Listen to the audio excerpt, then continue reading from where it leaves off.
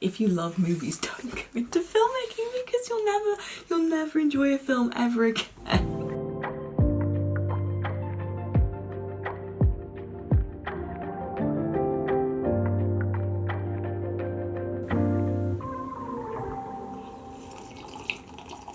Hello and welcome to a late night edition of Sarcastic Fish.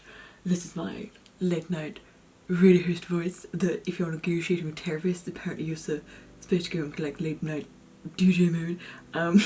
Hello and welcome back to my channel, or hi if you're new. My name is Emma, complete grad, almost film grad, and I like books. And I like films. This is a little film book haul. Film books haul.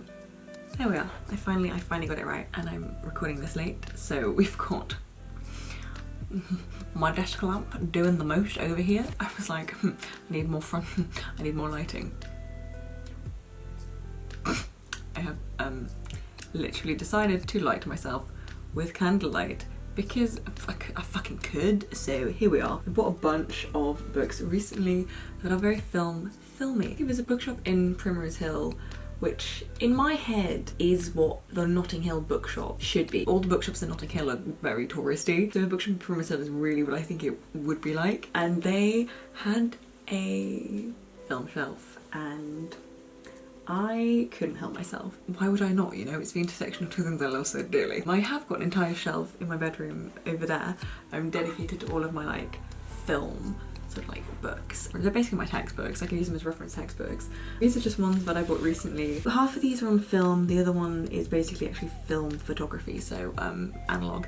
I bought a bunch of I bought another film camera. In my defense, it was my birthday. I bought a little case for my film. Isn't that the most cutest stinky thing I've ever seen? For my kiddos in London, if you ever need cheap like film, you can buy it at a photographer's gallery. We don't have a lot of stock at the moment, which sucks. There are like manufacturing issues with film at the moment, 35mm, so it's really difficult. But they usually have fairly cheap stuff and a really wide collection, a bunch of like really weird film stocks as well. I treated myself. I bought this Kodak camera. It's like 24 quid. I bought some disposables and then was like, I was so stupid, I should just bought this and a couple of rolls of film. It works out cheaper. Because yeah, but disposables are fun, but also they're just not good. They're expensive and they're not good for the planet. So if you're doing that, you may as well buy one of these. And they're just like fun colours and they're so like funky and retro. These are new releases, these are new cameras. Like it's so cool that Kodak is making like new film cameras. The same with Polaroid. All these things are coming back because I don't know, I love this thirst for the analog world. I love it so much. Oh, it's so good. Also the like puritanism that sort of comes with this feelings of like towards analog. The idea that yeah, you can't alter anything. So it's just like a pure form of photography almost. And you know, I've made this digression already, so I'll start with the books that I bought today, which are to do more with photography. I'll start with specifically the manual, the how-to manual. There's a lot of really interesting philosophy around photography. You should read Sontag if you're into that, regarding the kind of others I read, or Sontag's on photography. But this is quite literally Analogue Photography, a reference manual for shooting film. It really seems to do what it says on the tin. I was looking through and bits of it I was like, oh, I already know what that is. It explains the self-timer, or it explains leaf shutters, or lens hoods, or prime and zoom lenses. This just strikes me as a very no-nonsense, nothing is a stupid question. Is this basically a textbook? Is this basically a textbook? And for me, I just think it's really good as just a reference textbook. There is a lot that I understand about film, and there's even more that I don't. Film photography. So it's just one of these things that I just need to wrap my head around a couple of these things, because a surprising amount of it is maths. Like you would think that it's a surprising amount of it is maths. I do quite struggle still with like f-stop, shutter speed, ISO, all that kind of stuff. In terms of like, more than anything, negotiating these things to get if it's like a specific kind of photo or look I'm going for. Like, don't get me wrong, I can take a nice fucking photo. These are some that I got developed recently from last year, from last summer. I just forgot to get the roll of film developed. I was shooting on Lomography 400. Really good actually. I was really pleased with how these came out. Kind of a bit moody, but nice, very nice. I can take a nice photograph. I just want to know like when the specific looks that I like want, or like a specific feel and vibe, like how do I do that rather than just pressing the shutter and like crossing my fingers, do you know what I mean? Like I essentially want more control over it. Like my cameras, when I have my T7T, is my baby. I love that camera so much. It's very, very good. I kind of would like to feel like I know what my photos are going to look like before I get them developed. I was explaining the... So one of the new Kodak, this isn't sponsored by the way, but Kodak remade some of like new retro cameras that like bringing back to the market are actually half frame. So instead of full frame, you would get half. So it's basically like little portrait ones. The photo you get ultimately is like half the resolution of what a full frame photo would have been, but you get twice the amount. So you can get, instead of like a roll of 36, you'd get 72 exposures, which is pretty fucking good. Especially because film is so expensive at the moment. It's actually painful. Me and my friend had a very long conversation today basically about film and about like Leica cameras and all that kind of stuff, and I want a fucking Leica camera. But they're all like £5,000, so that's not happening anytime soon. Analogue Photography by Vetro. It's actually just a really, really beautiful book with very nice diagrams and all that kind of stuff. I would recommend for anyone who's getting into photography, film photography specifically. This is something I know I'll make notes in pencil though. I won't hurt it with pen, but I shall be making notes, because there's just some stuff that still baffles me. Oh my god. Like, I got my brother for his birthday a film camera. I was like, oh, what kind of photos have you been taking? He's like, oh, a picture of my friends. I'm like, oh, cool, when? Oh, you know, like when it's dark. I'm like, the camera doesn't have a flash on it.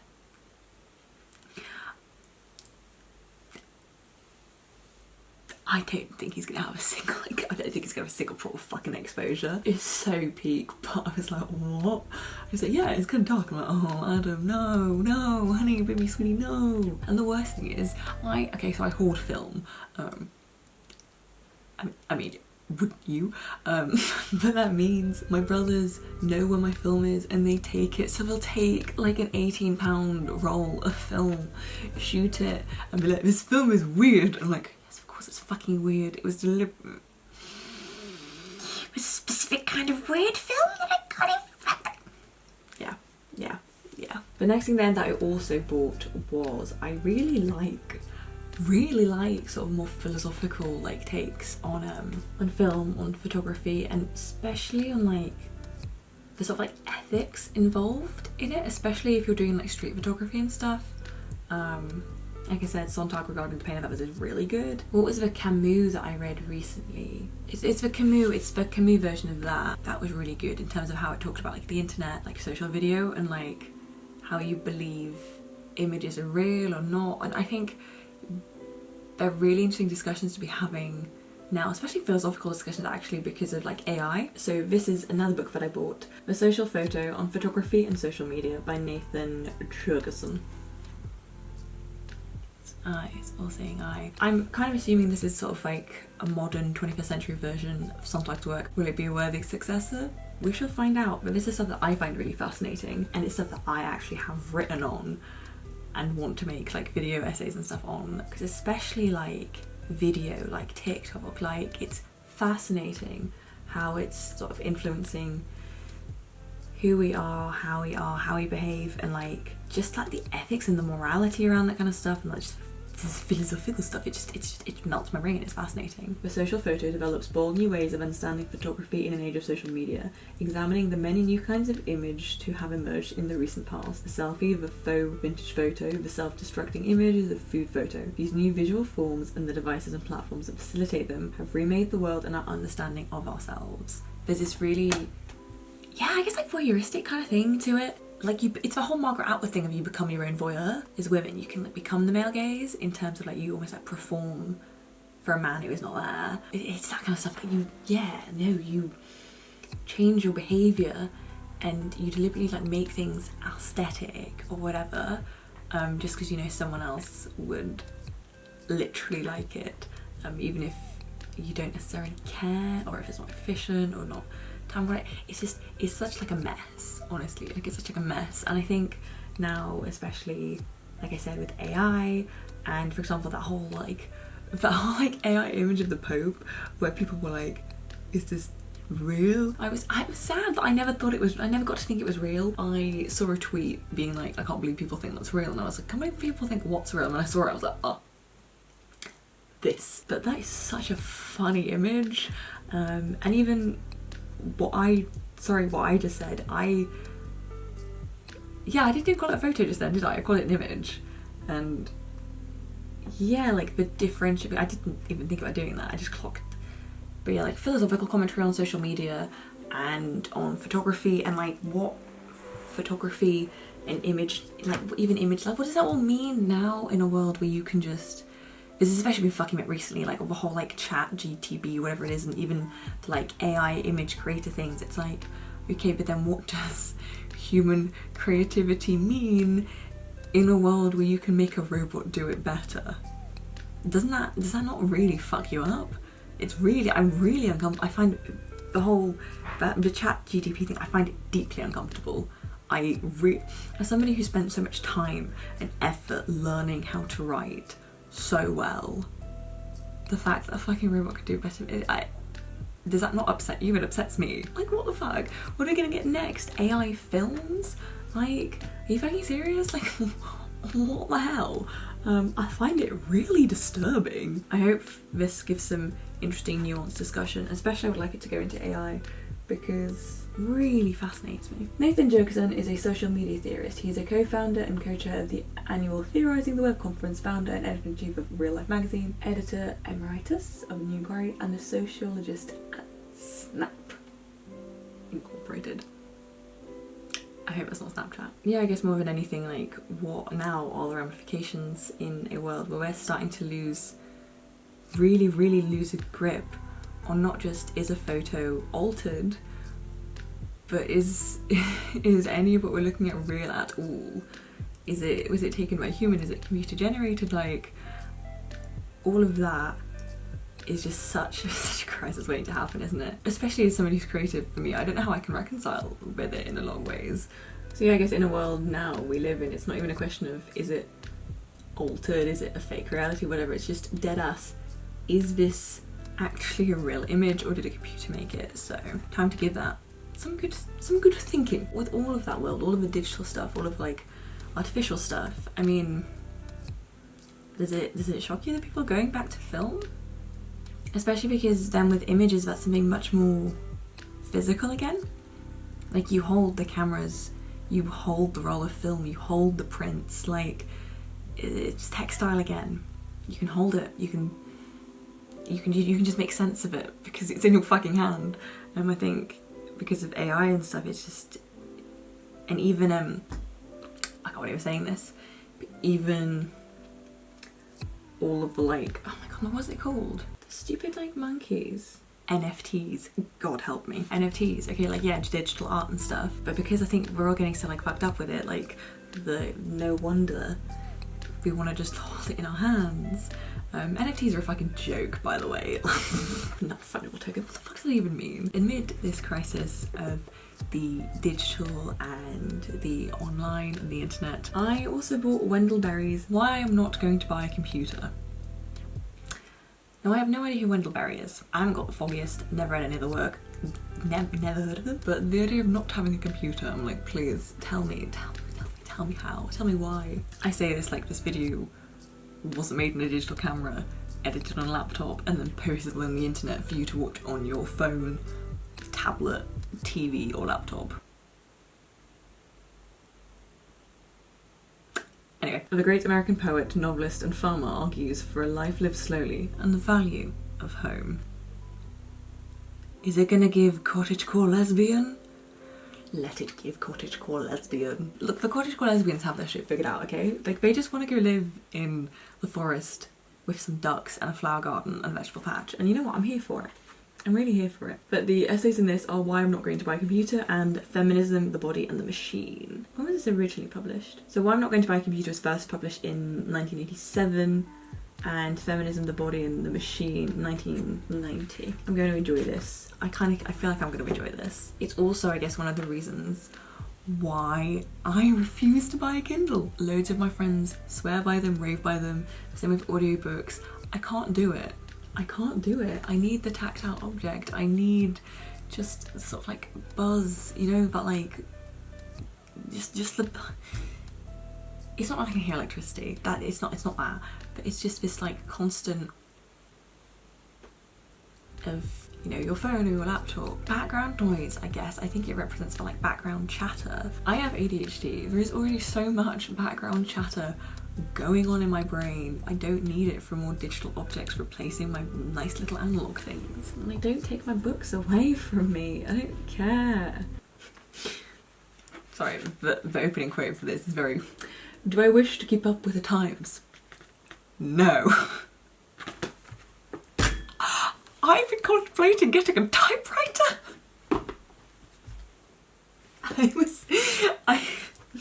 I'm not, I wish I was joking. I am really starting to consider getting a typewriter because, look, there's so much distraction. And also, no fucking wonder everyone's getting diagnosed with ADHD at the moment. Like, we have too many like, digital stuff where you can do all of the stuff on the same object. But like, no wonder you get distracted. Like, if you don't have a laptop and you just have a fucking typewriter, you can't get, there's no notification and email that's going to bother you. It's a fucking typewriter. So I'm really, really, really flirting with that idea. It's again playing with this idea that like, if you make a mistake, it's a pain in the ass to fix. But as with film photography, it's more that you get fewer chances to fuck it up. So make it fucking count. I'm gonna have a whole comment section full of you telling me to get a typewriter, aren't I? You guys are gonna egg me on, and you know what? I'll do it. I'll do it. Don't test me. Okay, next we're going to some film books rather than 35mm. Film as an art form. This is basically a coffee table book. Colours of film, the stories of cinema in 50 palettes. I just impulse bought this because it was pretty. It is a coffee table book. There's pictures, and this is but I'm a cheerleader. Colour, but it's literally exactly what it says on the tin. It's just film history chosen through different films which represent certain eras and themes and things, and then breaking down their colour palettes as well. Especially because obviously film has had such a massive progression with existing. In terms of a medium, how much it has changed in the fact that it's like only just over 100 years old as a medium, as an art form, which is very, very young. It's so young. It's so young. How technological progressions influence everything. I just love it. So it's like knowing film history, knowing why people made certain decisions that they did artistically because of what they physically could do. Understanding the tools influencing art form. It's like the whole like form, concept and structure sort of thing, right? Taking you on a journey from the earliest feature films to today, Colours of Film introduces 50 iconic movies and explains the pivotal role that colour plays in their success. I do love a bit of colour theory. I love strong colour palettes as well. You will notice this in my, if you look at my body of work, you will notice this. My grad film and where colours come from, you will see this. You'll see it. Can't look bloody past it, but you'll see it. So psyched. Like, this is so silly. Like, I just love the colours. Like, I know it's my grad film, obviously, I'm obsessed with it, but like, I love the colours. It's so nice. Think of the bright bubblegum pinks of Wes Anderson's Grand Budapest Hotel, the trippy psychedelia of Stanley Kubrick's 2001: A Space Odyssey, which I rewatched recently with Mate My Own Cinema, and Prince Charles is an excellent cinema in London. If you don't go, you should. But I fell asleep during the end of it. I was really tired, to my defence. Space Odyssey wasn't as unbearable as it was the last time I remember watching it, but it's still not a great film. Landmark, groundbreaking, yes, it really is. But it's also so fucking boring. It is. All the soft lilacs and floral pastels of Sofia Coppola's The Virgin Suicides. I'm obsessed with that film. Colour in film can be hugely powerful. It can tell story, evoke emotion, promote a narrative, or just saturate your screen with beautiful, stunning visuals. And this is by Charles Bramesco. Yeah. It's just pretty, isn't it? And for me as well, I think it's got a good balance of actually being educational, but still this is, you know, it's basically a coffee table book. But I guess a little bit more coffee, less table. Anyway, next up I bought 2 books by David Thompson. I bought How to Watch a Movie, because I clearly don't know how to do that, and A Light in the Dark, A History of Movie Directors. So let's start with how to watch a movie. My friends and family don't seem to understand this, but when I say that the way I watch a film is different to them, they're always like, that's just, what? No. It's such a, once you've made films, watching films is completely ruined forever. Case in point, I will sometimes go through phases if I'm doing a lot of filmmaking where I can't watch films. I cannot bear to watch a movie because all I can think is just you feel like you're doing work and you feel like if a movie is bad, you don't get like pulled into it and hypnotized and all that kind of stuff, and what happens is you start watching the filmmaking. And the problem now is that with the teeny bit of experience I have, you start seeing people's mistakes. You start seeing things where you're like, why did they do that? Why did they do it that way? I wouldn't have done that that way. Did you see that? God, whose idea was that? Oh my god, that line of exposition is awful. Who approved this script? Oh god, is it bad acting or bad directing? Ooh. It's just like you get knocked out of it so easily because you just see things. Like you essentially, the way I can describe it is like most audiences will see the image like this, right? And you'll see as 2D. What we see is more this way around, and all of the different layers that make up the image you see this way around.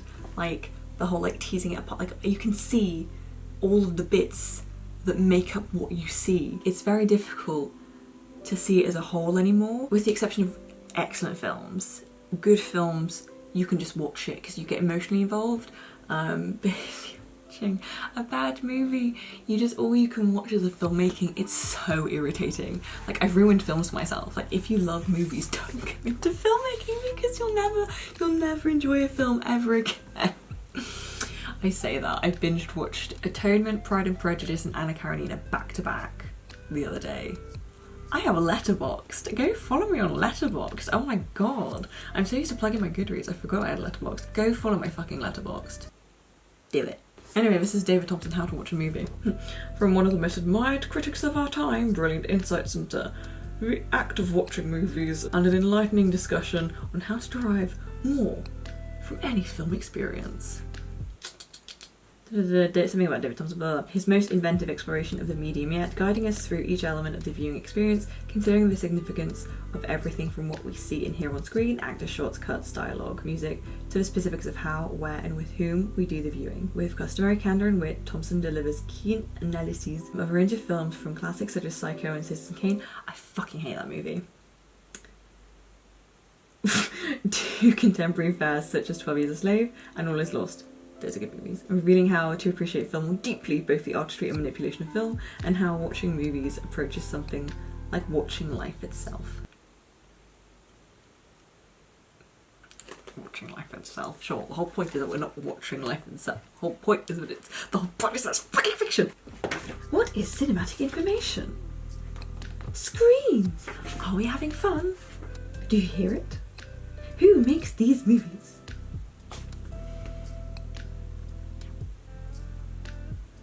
I just wonder if it'll tell me something I don't already know. I'm a film student, of course I'm gonna be arrogant. What do you think I was gonna say? We'll see. I might think, this is something I will have opinions on regardless, right? Whether I think it's incredible or I think it's shit, I'm gonna have an opinion and it's probably going to be strong. I can't see myself having a lukewarm opinion on that, especially because I already have my way of doing things. So give me new ideas, David Thompson, or I will argue with the ones that you have if I think they're stupid. That's just my prerogative, shall we say. But the other one that I bought was A Light in the Dark, A History of Movie Directors. It's me. In a little more than a century of cinema, our sense of a film director has shifted in fascinating ways. Once a functionary, then an important but not decisive part of an industrial process, and then accepted as a person who was and should be in charge because a director was an artist and hero.